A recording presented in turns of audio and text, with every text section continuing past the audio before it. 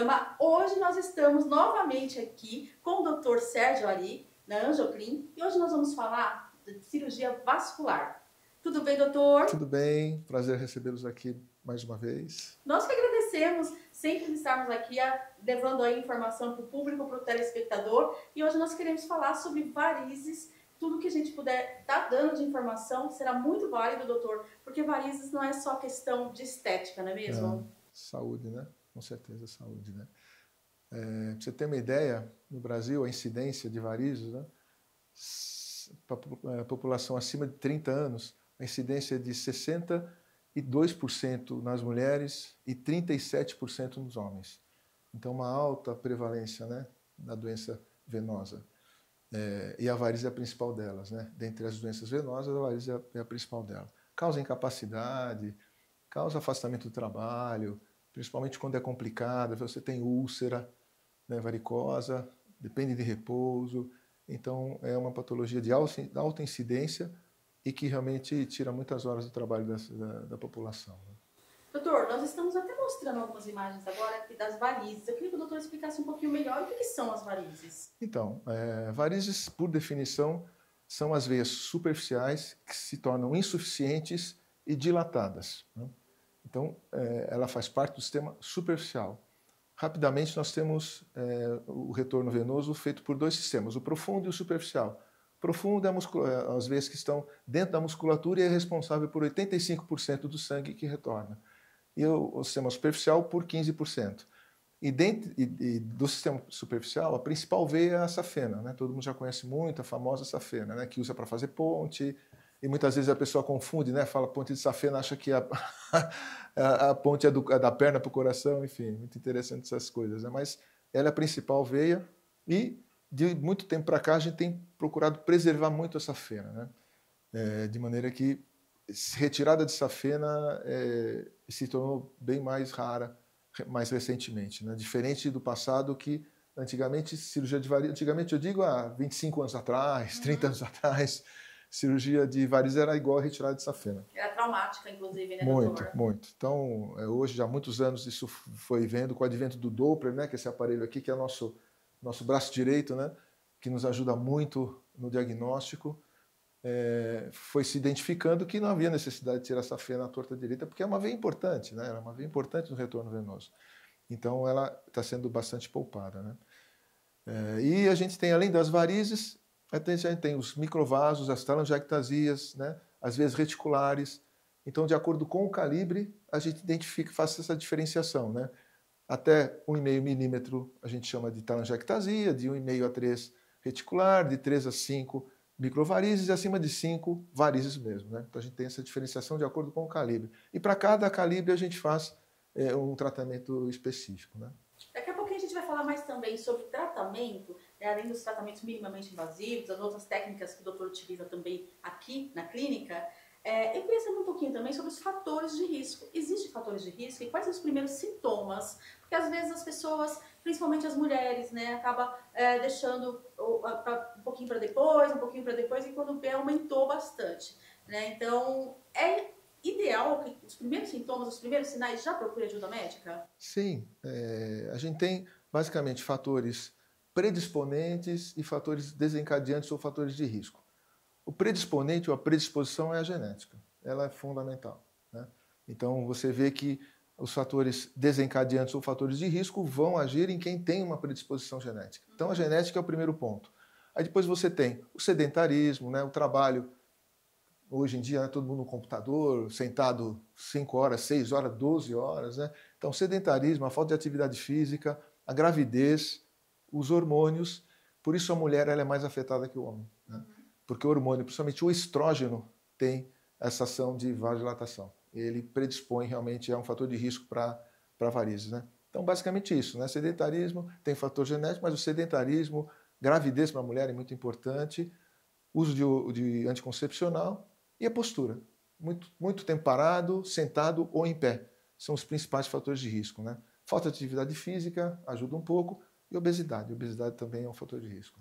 Quando falamos de varizes, é muito comum associarmos as pernas. Mas, na verdade, varizes dá em todas as outras partes do corpo também? Tem alguns outros locais sim, né? A gente tem, além da perna, vamos dizer assim, é a principal foco, né, onde o cirurgião vascular atua, né? Nas outras áreas não. A gente tem varizes pélvicas, então tem mulheres que no plexo das veias uterinas essas veias se dilatam e aí a gente chama de varizes pélvicas. Pode dar um sintoma, uma dor estranha abdominal, né, uma coisa não muito definida, e você vai pesquisar e ela apresenta varizes pélvicas, né? A gente tem também varizes esofágicas, são o plexo das veias do esôfago, que elas podem se dilatar principalmente por problema de fígado, né? A gente tem uma hipertensão, uma cirrose, principalmente leva a isso, né? A gente chama de hipertensão, é aumento na pressão das veias, na veia porta, que é a principal, do fígado. Isso reflete nas veias do esôfago e a gente tem varizes esofagianas, né? E também, que é bastante comum, que são as hemorroidas. A hemorroida é uma varize do plexo do ânus, né? Então são veias que se dilatam por pressão mesmo, né? E por pressão por quê? Normalmente isso acontece em pessoas muito constipadas. Ela faz uma prensa abdominal, um esforço para evacuar, e esse esforço faz com que a veia se dilate, né? Então, basicamente, são esses 3 locais que a gente pode ter varizes: as pélvicas, esofágicas e na hemorroida, né? Agora vamos falar de notícias boas, né? Tratamentos minimamente invasivos. E aqui na clínica AnjoClin, inclusive, é referência, né, em tratamento de varizes, tratamento vascular, por esse olhar minimamente invasivo. Além desse procedimento que a gente está mostrando aqui do Doppler, né, que é possível fazer todo o procedimento aqui mesmo, doutor, na clínica, sim, no consultório, e a pessoa, a mulher ou o homem, né, ir embora tranquilo para casa, sem precisar estar internado, sem precisar ficar uma semana ou 15 dias parado. É isso mesmo, né? No mundo moderno, todo mundo, o tempo é vital, né? Valioso. Então ninguém quer ficar de repouso, todo mundo quer se recuperar o mais rápido possível. E com a evolução tecnológica, com a evolução médica dos produtos, a gente consegue hoje praticamente resolver tudo no consultório, né? Até alguns anos atrás, as varizes ainda a gente só conseguia ir para o hospital e tinha que operar. Mas com o advento de um esclerosante, que é o polidocanol, cerca de 10 anos, a gente está usando, mas ele pegou realmente, a atuação dele foi maior de 5, 6 anos para cá, a gente consegue tratar varizes, né? Que até então não existia um esclerosante, que é o produto que seca a veia, né? A esclerose o que é? Ela entope a veia, ela seca a veia se fecha, ela irrita a parede da veia, ela se fecha. Então essa ação do esclerosante que a gente faz há muitos anos, né? A glicose hipertônica, o etamulin, são esclerosantes que a gente usa há muitos anos para os vasinhos. Só que até então, até o surgimento do polidocanol, que o pessoal conhece popularmente como espuma densa, não tinha tratamento para veias maiores, era cirurgia e ponto. Agora com ele não, com ele a gente consegue tratar veias calibrosas, inclusive safena, no consultório, com anestesia local, e resolve-se a safena também. Então assim, a gente hoje consegue fazer as aplicações, que é um procedimento minimamente invasivo para os vasos, consegue fazer as veias reticulares ou microvarizes com microcirurgia, a gente anestesia localmente e tira a veia, então se resolve na hora, e as veias mais calibrosas com a aplicação do polidocanol com a espuma densa, que a gente consegue resolvê-las. Então, tudo feito aqui no consultório e com a ajuda do nosso braço direito aqui, que é o Doppler, né? O Doppler é fundamental para a gente conseguir identificar a safena, conseguir identificar perfurantes, conseguir identificar a espuma dentro da veia, se ela está correta, se não está.